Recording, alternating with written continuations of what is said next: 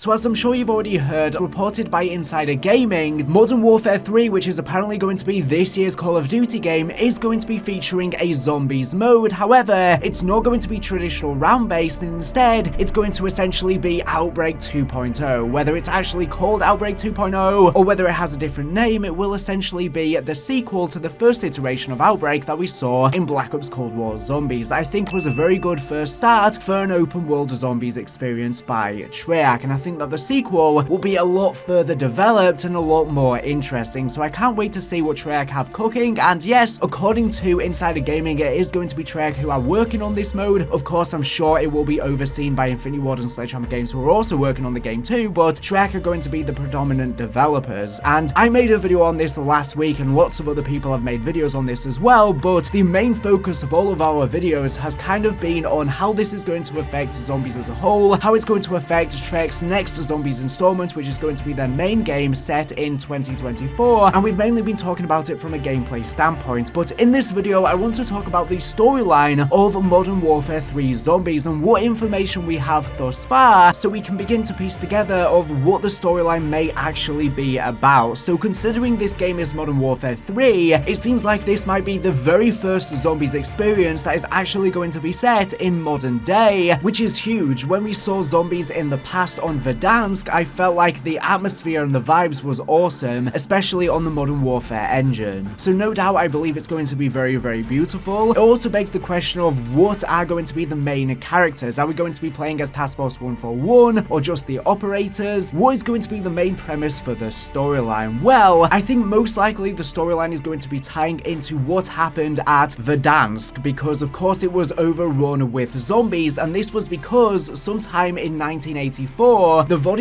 ship left Rebirth Island transporting Novis's gas following the reactivation of the facility by Perseus operative Stitch. However, the ship mysteriously disappeared before reappearing 37 years later in 2021 near the coast of Verdansk, surrounded by a purple thunderstorm. But how on earth did this ship travel in time though? Since we now have a singular linear timeline, time travel isn't actually possible, so it's theorized that when Ravenov and Samantha Maxis diverted the Dark Ether inversion missiles into the Pacific Ocean away from society during the first Outbreak quest in Black Ops Cold War, it's possible that the missiles hit the Verdansk ship, and due to the high Ethereum exposure, it could have ripped a gateway into the Dark Ether, sending the ship in there. And then the ship may have been trapped within the Dark Ether for a very, very long time, since time passes at a slower rate in there, seemingly much slower than reality, but it does seem to be different from person to person and isn't linear. Then somehow maybe the ship then entered another rift or Dark Ether portal to exit the Dark Ether. However, it came out near Verdansk 37 years later. The captain of the Verdansk, Rosenthal, tried to warn people that an outbreak occurred inside the ship, and the crew was unable to contain it. The ship soon crashed into the coast, less than a click west of the Zoria prison complex, aka the Gulag. With the ship open, the Nova 6 and zombies started to release into Verdansk. The zombies then would go on to infest the entirety of Verdansk, resulting in its eventual destruction by a nuclear explosion to try and contain the outbreak.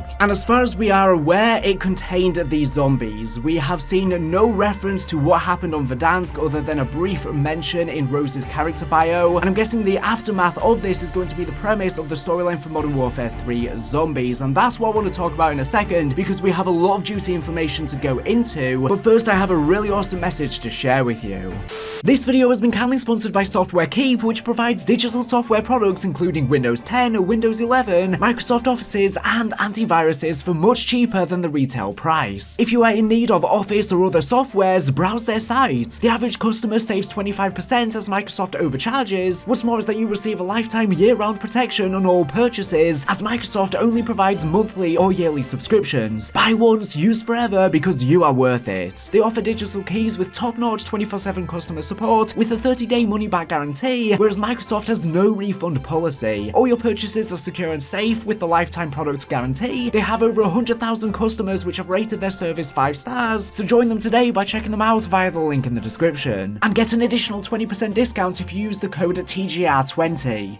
Personally, I would love to see an Outbreak experience on the nuked version of Verdansk. Playing amongst the nuclear rubble in hazmat suits would be such a thematic and atmospheric experience and would be a ton of fun. They could also play around with different zombie types that have been mutated from the nuclear blast. Almas. But I feel like it's more than likely that we're probably going to be playing on the new Warzone map Las Almas, which is apparently going to be releasing alongside Season 1 of Modern Warfare 3, a few weeks after Modern Warfare 3 launches. I'm guessing that is where Outbreak is going to be played on, and maybe we could play on the Resurgence maps too, such as Ashika Island. There is another Resurgence map that I think is going to be coming in Season 4 or 5 of Modern Warfare 2, which is called Vodal. Apparently it's going to be set in Amsterdam. I really think the Outbreak iteration that's going to release with Modern Warfare 3 is essentially going to be a beta though, where we might have a modern day version of Outbreak released with Modern Warfare 3, and then there'll be a big 90s overhaul to Outbreak come Treyarch's next Call of Duty and Call of Duty 2024. Of course, Outbreak will continuously get updated throughout 2023, 2024, into 2025. I think it's going to be a continuously updated thing, getting better and better, and it will reach its peak when Treyarch's game swings around. We know that Treyarch are working on a brand new Warzone map that I'm guessing will release with Call of Duty 2024, so we might see Outbreak in modern day on Las Almas and potentially even MWIII 2, and then see it on Treyarch's own map in 2024. I hope that if we are just playing on the Warzone maps though, they try and reskin the maps and give it a new atmosphere to make it feel a lot more Zombies-esque. A big problem with Outbreak in Black Ops Cold War is we of course just played on sections over the Ural Mountains, which was a map designed for a Blackout sequel. However, it got cancelled and we just saw sections of them within Fireteam instead. And as such, the maps didn't really have as cool atmospheres for zombies. So I think that's what they need to accomplish with the sequel to Outbreak, is make the map feel unique. I don't mind if they reuse the map that they also use in Warzone, that is fine as long as they give it a different atmosphere and skin and make it feel a lot gloomier. So yeah, I think the main premise of Modern Warfare 3 Zombies' storyline is probably going to be tying into whatever happened on Verdansk with the zombies. And speaking of which, we have recently found out that Building 21 from DMZ seems to be set in Russia, and it seems to be close enough to Verdansk because there are references to the bunker, one of the bunkers from Verdansk, so it's very well possible that the DMZ storyline and the Modern Warfare 3 Zombies storyline could tie together. Now here is the very interesting thing, it does seem like Taskforce 141 knows of zombies because we had a piece of intel that everyone seems to have forgotten about within Warzone on Verdansk, stating just what the F is the department of Requiem. So yes, Taskforce 141 know of zombies, so I'm sure this is probably going to tie in with whatever happens in the Modern Warfare 3 Zombies storyline. But here's the big thing that a lot of people are not talking about right now in regards to Modern Warfare 3 Zombies, is the fact that, of course, Treyarch's next Call of Duty Zombies game in 2024 is going to be a sequel to Cold War Zombies, and it's going to be set sometime during the 90s. We know that Dr. Peck is heading to the Pacific Ocean to quote-unquote find some old friends, likely retrieving the strike team and all the Requiem department heads that were apprehended by Eddie Richtofen at the end of Forsaken. We know that Eddie Richtofen is doing something with a secret Project Janus with an uber-rich group who are funding the project, likely for Eddie to be manipulating them to use them for his own personal agenda, whether that is to rescue his son, who may be trapped in the Dark Ether, or for some other reason. It seems like he wants to open up a big Dark Ether portal. And we also know that Samantha Maxis has of course been trapped inside of the Dark Ether at the end of Forsaken, as she sacrificed herself to trap the Forsaken in the containment chamber, which thus freed the old ones that the Forsaken consumed, meaning that the old ones may actually return in COD 2024 Zombies as prophesied by the Zealot Spragmos on Forsaken, the creator of the Chrysalax. And because there's a lot of setup in Cold War Zombies in regards to what the storyline is going to be in COD 2024 Zombies, very big things are going to happen inside of that game. However, how will they be addressed in Modern Warfare 3 Zombies? That is the big question, because they of course won't want to spoil the storyline for what happens in Treyarch's next game. And considering the fact that Modern Warfare 3 Zombies is of course going to be set 30 or so odd years after the events in the 90s that we're about to see in COD 2024 Zombies, they do not want to spoil what actually happens there. So I'm sure there'll be references and allusions to what happened, but they're going to be very vague. But considering we're getting Modern Warfare 3 Zombies, what this means for the storyline in the 90s is that nothing major is going to happen to disrupt world events. We know that for a fact, otherwise we wouldn't be getting Modern Warfare 3 Zombies, and otherwise in Modern Warfare 1 and 2 we would have seen zombies referenced in some way, shape or form. So clearly whatever happens in the 90s is not going to be known by the world. Most likely they're going to use a cover story similar to what they did throughout Cold War Zombies, where various different zombies outbreaks were covered up as being some sort of nuclear contaminant or an earthquake or whatever the case may be. They always had some sort of cover story so that the the outside world wouldn't know about it, and something similar must happen in the 90s. And also come Modern Warfare 3, are any characters still going to be around from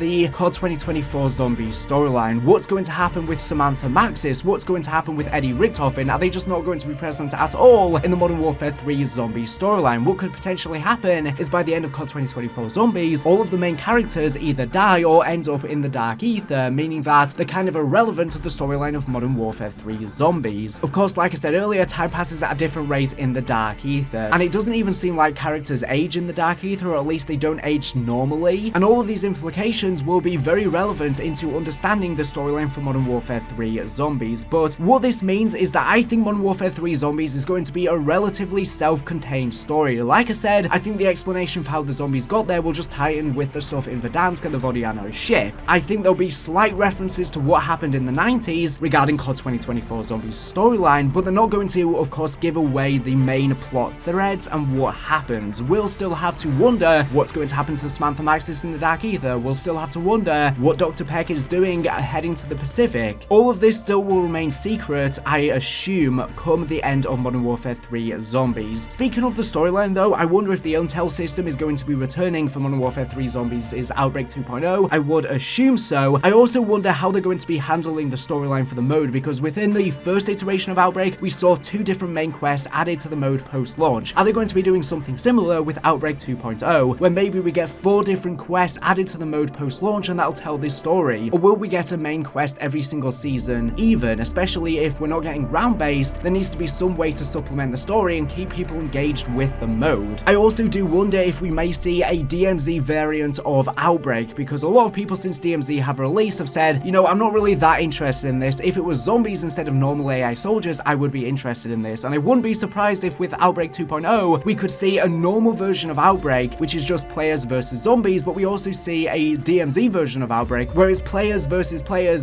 zombies. After all, the systems of Outbreak and DMZ are very similar. They are somewhat similar modes, whilst being very different at the same time. Both even have an exfil feature, so I would love to see a PvP version of Outbreak and also a normal version of Outbreak like we saw before. I think there'll be various different versions of Outbreak, not just one mode, especially because there is no round-based. All of the focus will be on Outbreak. One last thing I want to mention is regarding Ashika Island. I do wonder if we could play Outbreak 2.0 on Ashika Island as well, but we know that Ashika Island seems to be tying into the storyline of COD 2024 Zombies, because of course this map takes place on a Japanese island in the Pacific, and of course Dr. Peck is also heading to the Pacific, and we know that the inversion missiles also crashed somewhere in the Pacific, so a lot is going on in the Pacific here, and we know that during the mid-1990s, due to something unknown and not publicly disclosed, something happened on Ashika Island to halt the development of the map, and access to it has been heavily restricted ever since. Surely whatever happened during the 90s ties into COD 2024 Zombies' storyline. This could have something to do with whatever Peck is up to in the Pacific. A zombie outbreak could have spread there due to the inversion warheads, or it could be unrelated to zombies and could tie into the campaign for Treyarch's next game, maybe something to do with Perseus, but I think more than likely something to do with zombies, considering the fact that, like I said, it's very close to where Peck is heading and the Pacific missiles crash. Now, each 3 of the spots are not in identical locations. If you look on the map where Peck points, it's not the same places where the inversion missiles hit, and it's not the same places where Ashika Island is either, so a lot is going on here, but they're not in identical spots. But I'm sure whatever happened at Ashika Island is probably going to tie into COD 2024 Zombies, and even could tie into the Modern Warfare 3 Zombies story. So that is everything I have to talk about in this video. That's all of the storyline information we know regarding Modern Warfare 3 Zombies thus far. Definitely something to do with the Verdansk ship is going to be tying into this story, and maybe that'll just be the opening to the storyline, just explaining how the zombies got there to begin with, because otherwise the only way for them to explain zombies would be that they would have to open up a gateway into the dark ether again, similar to what happened in Cold War Zombies, and I don't think that's probably going to happen again. They're probably going to go with, you know, something more basic, considering zombies already came thanks to the Verdansk ship. They don't need to do a similar story there, and the fact that we already know that Taskforce 141 know of Requiem, well, they don't know exactly what it is, because like I said, all of everything to do with Requiem was covered up by Eddie. The outside world doesn't know, only very high officials at the CIA probably knew, and Eddie probably killed them all off so that no one would know. So most likely the story will start off with them figuring out something about Requiem, and then they uncover more things, and you know, the storyline just explodes from there. They slowly unravel all of these secrets, but they don't truly understand everything. Like I said, I think we'll only find out very small tidbits of what happened during the 1990s, and we won't cover it all because, of course, like I said, Treyarch don't want to spoil what happens for us. This game, I think, will be, as I was saying, a relatively self-contained story, not really affecting or tying into what happened in the 90s. I think both stories will be relatively unique and separate, but all within the same universe. Anyways, thank you for watching the video. Make sure to subscribe if you're not here for the latest and greatest Call of Duty news and information. So anyways, thank you for watching, and